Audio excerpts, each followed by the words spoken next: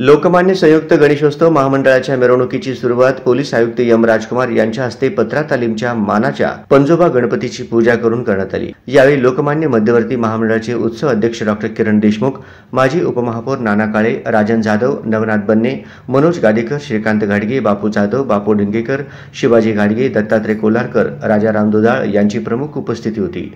दरम्यान यावेळी पोलीस आयुक्त एम राजकुमार यांनी मिरवणुकीत कायद्याचे पालन करण्याचे आवाहन केले।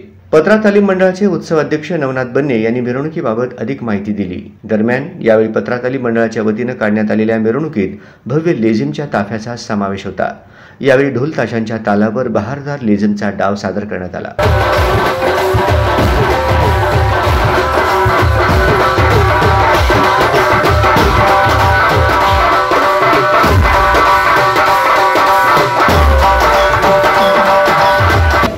आज सोलापूर शहरामध्ये गणेश उत्सव संपन्न होत आहेत आणि आज शेवटचे दिवस आहे। अनंत चतुर्दशी निमित्त सर्व ठिकाणी विसर्जन चालू आहे। या विसर्जन मिरवणुकामध्ये सर्व गणेश भक्तांना आव्हान आहे, शांततेने विसर्जन करू आणि आपलं सर्वांच्या लाडके श्रियांच्या विसर्जन करताना कुठल्याही प्रकारच्या गालबोट न लावता, कुठल्याही प्रकारच्या जातीय धर्माच्या मन ना दुखवता आम्ही चांगल्या पद्धतीने हसी खुशीने करू। आम्ही आपलं पोलीस तैनात केलेले आहे आणि आपल्या मदतीसाठी आणि आपल्या सेवेसाठी सोलापूर। मी नवनाथ बन्ने, पत्रा तालीम युवक मंडळाचा अध्यक्ष। दरवर्षीप्रमाणे आपल्या मंडळातर्फे सामाजिक उपक्रम राबवले जातात।